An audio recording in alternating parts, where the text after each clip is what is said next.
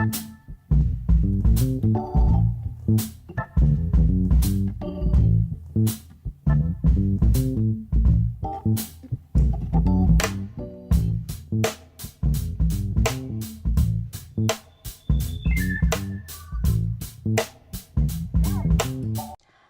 everyone, and welcome back to Let's Talk Sarcoidosis.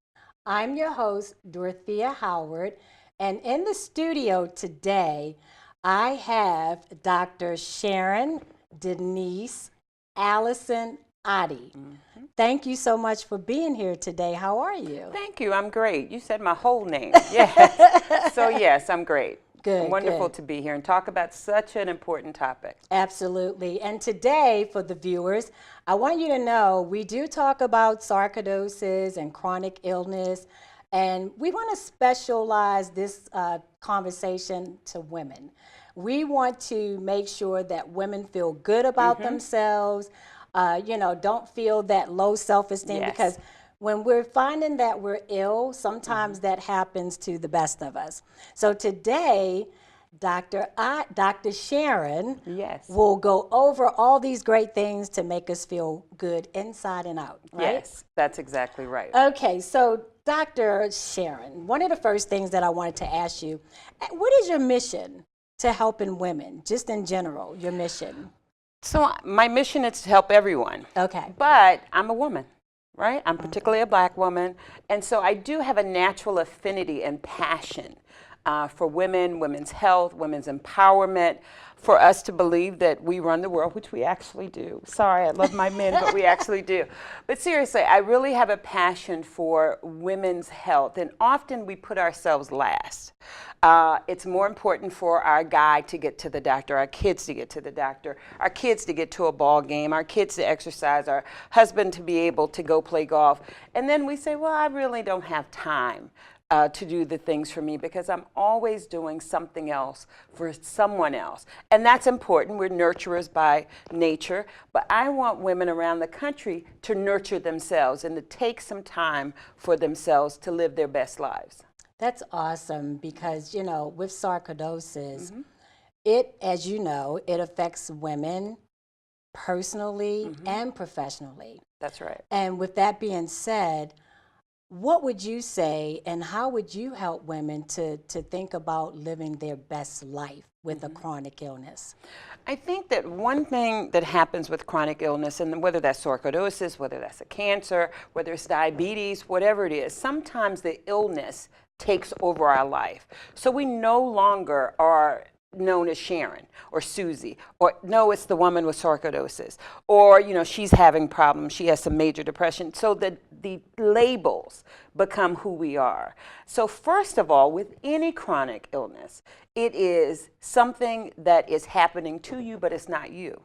And how do you navigate the best way possible and to find ways to say, yes, I'm listening to my body. Today, I am very tired. I really can't go 100%.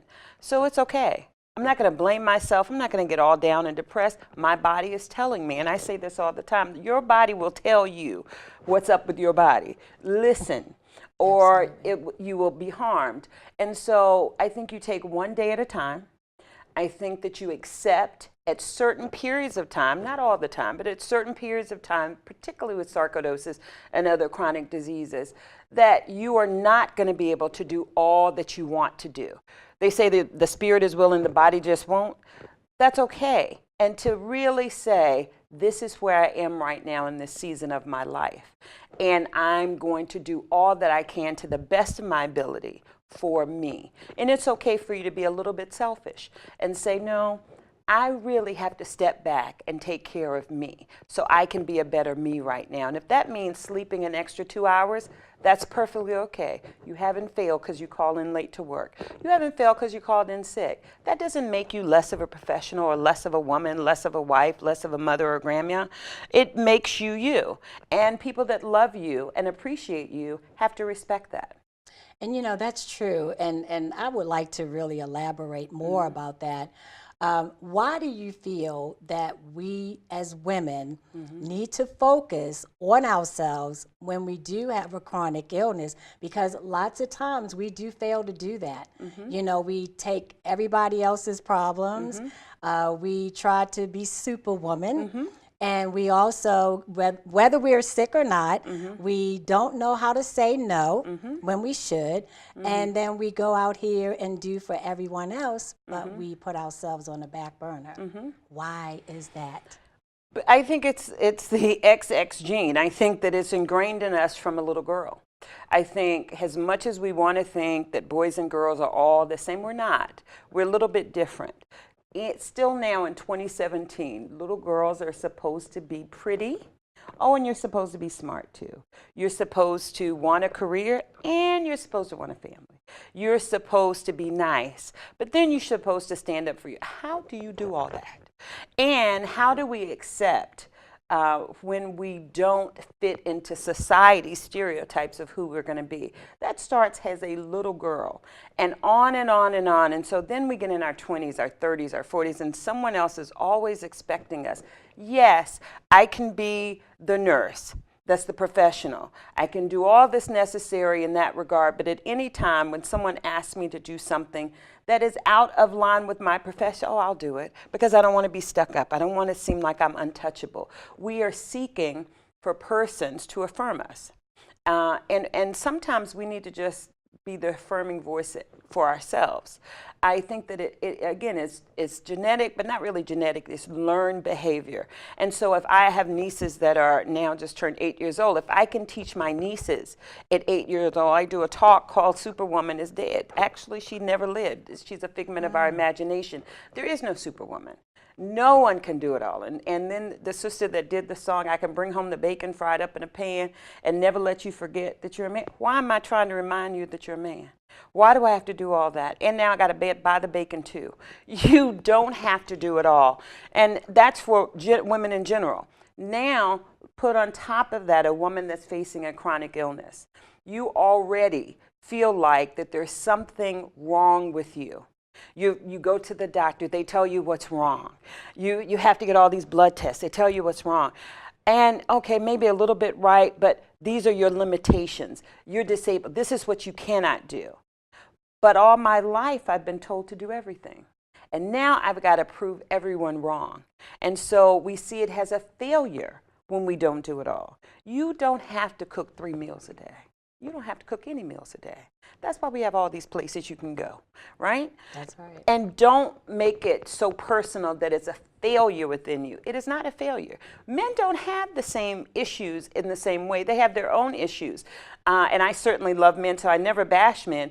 But we are different in how we face the world. And particularly women, minority women, have a different story than our majority sisters. We have some things that tie us, but then many of us have done it all forever. And we expect to keep doing it all forever. And everyone expects us to do it all. And we feel like we're disappointing them when we can't do it all. And that's whether I can't get to work early to make my boss coffee, or I can't get home in time to make my family that favorite meal, and everything in between. And so we just have to take a deep breath and say, it's really about me, because I have to be the best me that I can be before I can give out to anyone else. You know, Dr. Sharon, you will change a lot of lives out there with people watching this show. Oh, I hope so. Because, you know, a lot of people get stuck in that rut, and especially women. But now I want to ask you, what is Dr. Sharon's definition of you time? Let our viewers know, what is the definition of you time? So my readers and persons that hear me talk all the time, they're right now saying, take a bath. I will walk through the airport, and I remember once I was at Reagan and I heard, Dr. Sharon, I took a bath last night. She just screamed it to me. And everyone around was like, what's going on? But even in my books, one of the major focuses is the bathroom.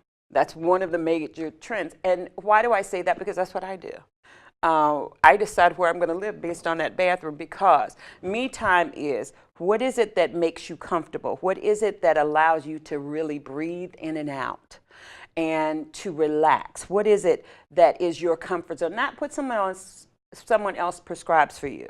So for me, it is a nice bath with a candle lit, even if it's just for 5 minutes. It's time for me to settle down and take time just for Sharon. Nobody else is in there. It's just me, shut the door, that's it. And I say this to women, take some time. It doesn't have to be every night, but take some time to just breathe, relax. We take showers all the time. We run in and out of the bath in the shower because that's quick, right? But you have to run the water. You got to go get some salt. You got to do all that. And then you just submerge yourself and breathe. You don't have to have music. You don't have to have television. You can just be with yourself for a few minutes. That's one of the things. It may be a long walk. It may be just sitting on the middle of your bed, eating some peanut butter and jelly crackers because that's what you like, and having the door shut with your favorite show on or nothing on, and you're just taking some time to breathe. Whatever it is that you enjoy doing. One of the things that I used to do, and I'll be very honest, I don't get to do as much as I used to, is even in medical school, I would always go to the movies at least twice a month. Quiet, dark, something that lets me escape for about 2 hours, and then I can come back. And I don't get to do that as much as I want, but I miss it because whatever is your thing, if line dancing is your thing, go find a place to line dance. If you're not feeling well, find a place to sit and watch somebody else do it. Whatever is your thing that allows you, not what someone else says they want you to do to be happy, even your girlfriends that'll decide, oh, I'm going to take you on a spa day.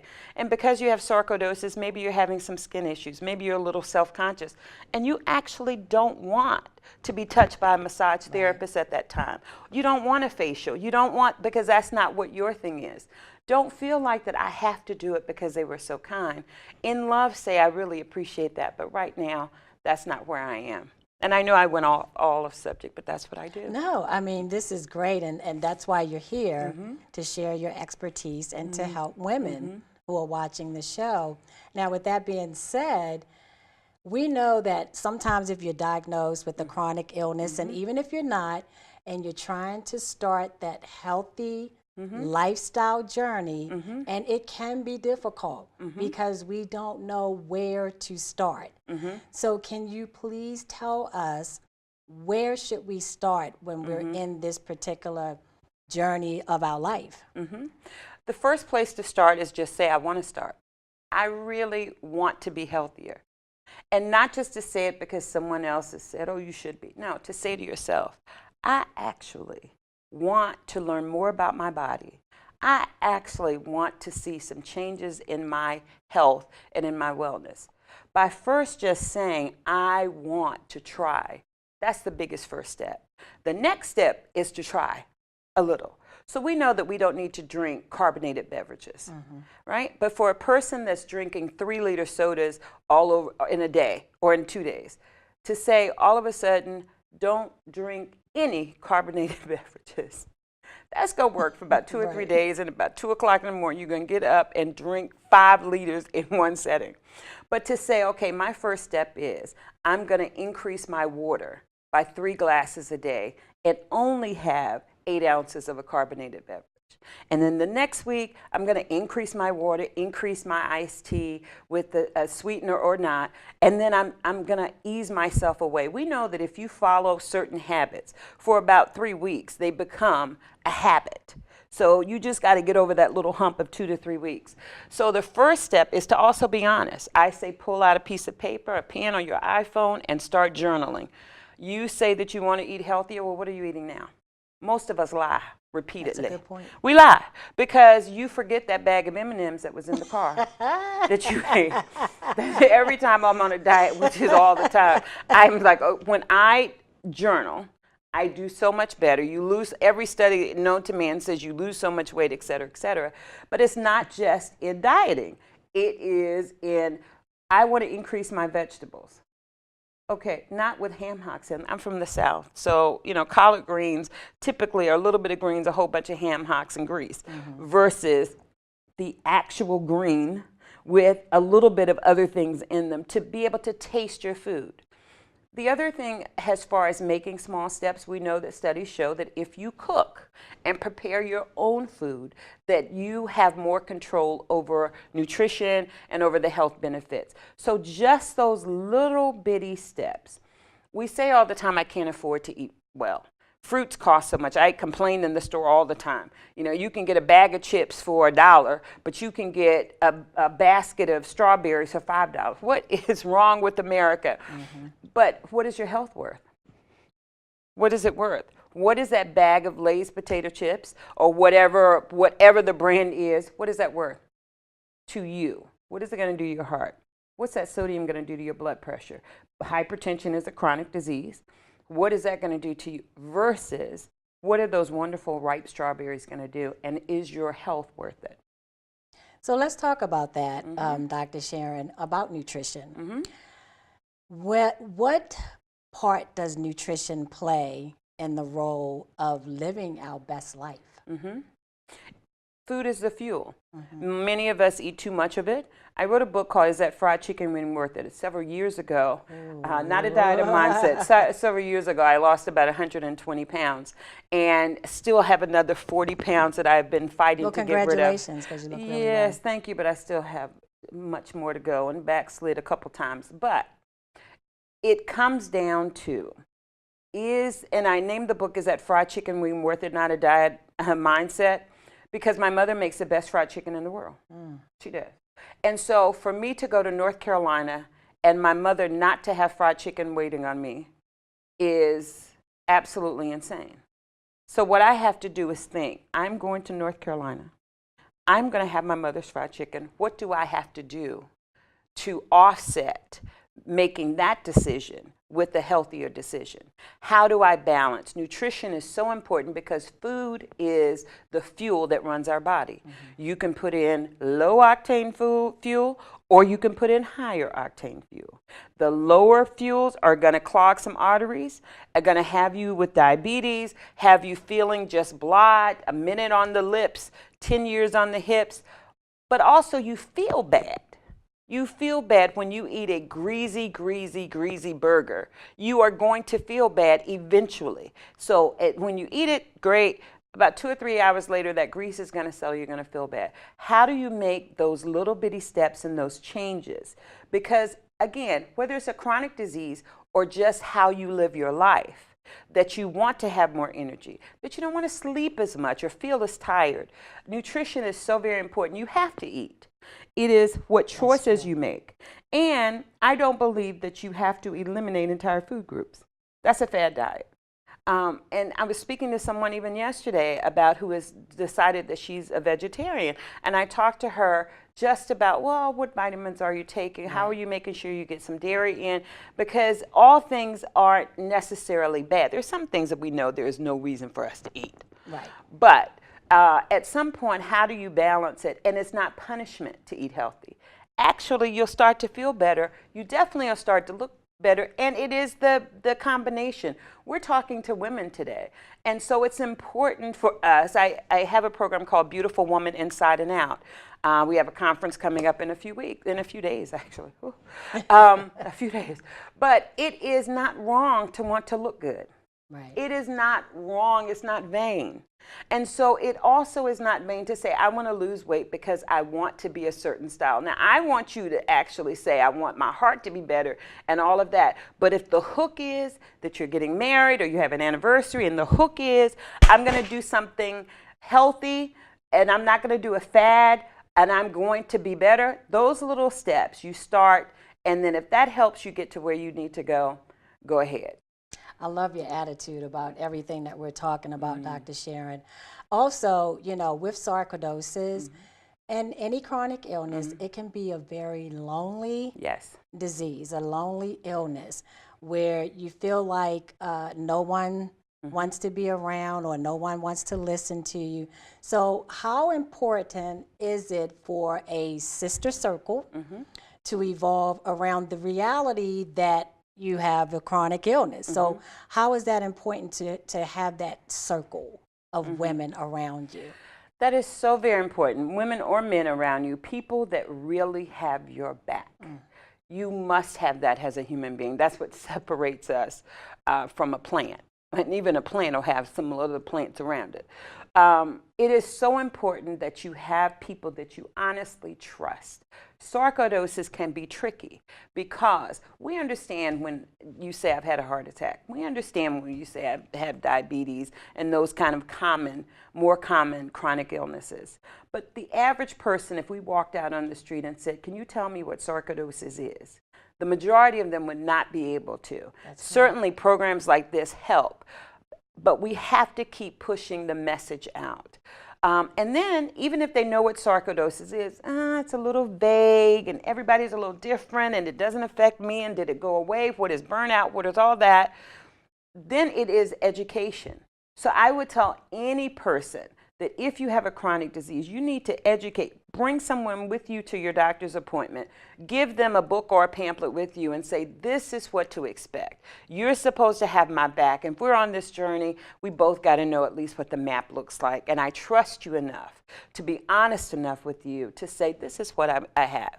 This is what I may face. Can you help me by even reading and learning and knowing some things about it? Because if I get to a point that I'm in crisis and maybe I'm not going to be thinking too clearly, you will have my back. Sister circles are so very important because we really are mind, body, and spirit. Right. We really are. And you can't take, sarcoid is just not what's attacking your body. Right. There are so many mental health issues, social issues around sarcoidosis and any chronic disease. You need someone that stands with you, allows you to cry on their shoulder, and then after you cry too long to say, come on, you're still among the living. Let's keep it going. You know, to be your cheerleader as well. And you don't need the extremes because your friend has to allow you to both cry and laugh. And you don't have to feel like, well, I'm getting on their nerves because I'm talking about it all the time, or I'm not well and I should be. No, there are seasons. I believe that in relationships, whether it's men, women, whatever the relationship, romantic or not, that there are times that I'm going to need you more than you need me. And that's fine. I think in sister friends, I'm going to need my sister friend more now than she needs me. Now, about 2 or 3 months down the road, that's going to flip, but whatever the need is, I'm supposed to be there. And if you have 1, 2, 3 persons that really are your inner circle, that is such a blessing and should be embraced. And you don't have to be ashamed. You need someone else. We are humans. We all need someone else. I agree.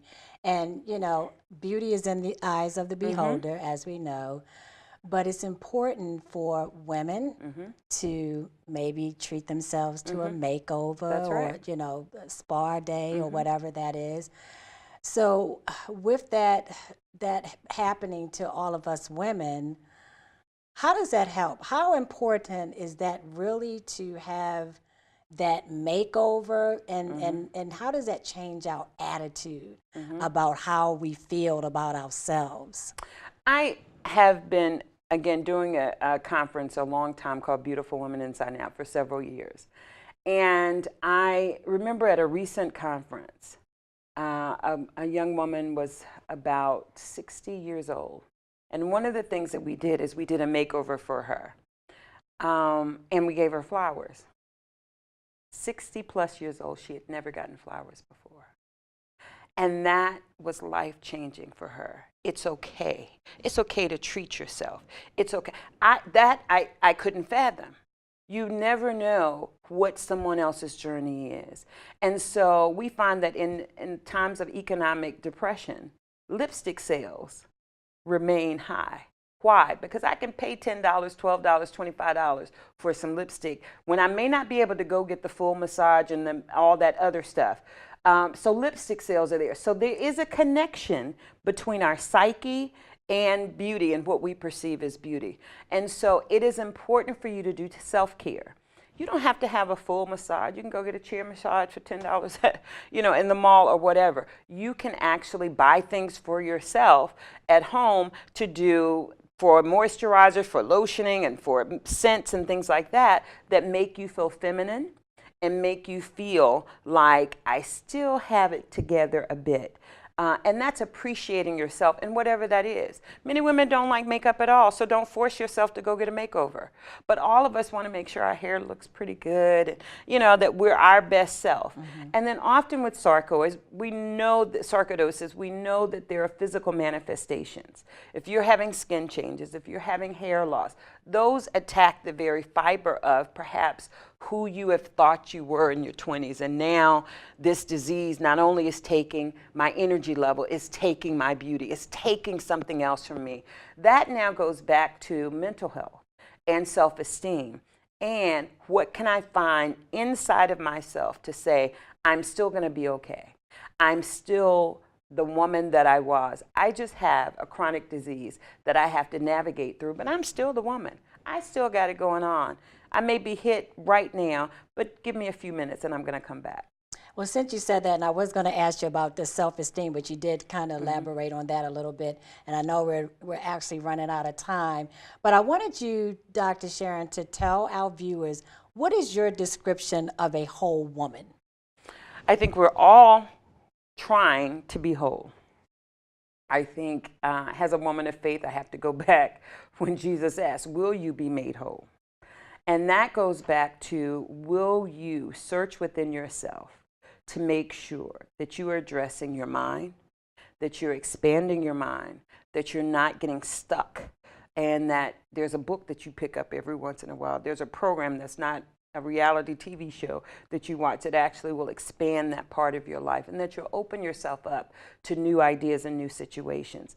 Your body, that you will listen to your body as it changes. You're not 15 anymore. You're not 20 anymore. We're older. How do I listen? And so that's a whole woman searching always for wholeness. And then spiritually, how do I find time for me? I don't think that there's a destination. Wholeness is not a destination. It is a constant journey to being the best you can be. Thank you so much, Dr. Sharon, for coming on the show today. Oh, thank you. This is fun. To give the viewers another life journey perspective of how they live being with the chronic illness. I'd like to thank my viewers for watching the show, and continue to share the show to help us to educate the community globally about sarcoidosis.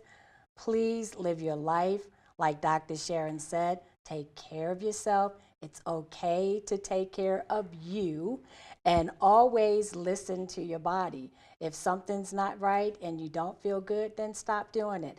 I also want to thank my fellow Sarcoidonian, Miss Linda Lanier, who actually introduced me to Dr. Sharon. So Linda, I love you, I appreciate you, and thank you for your continued support.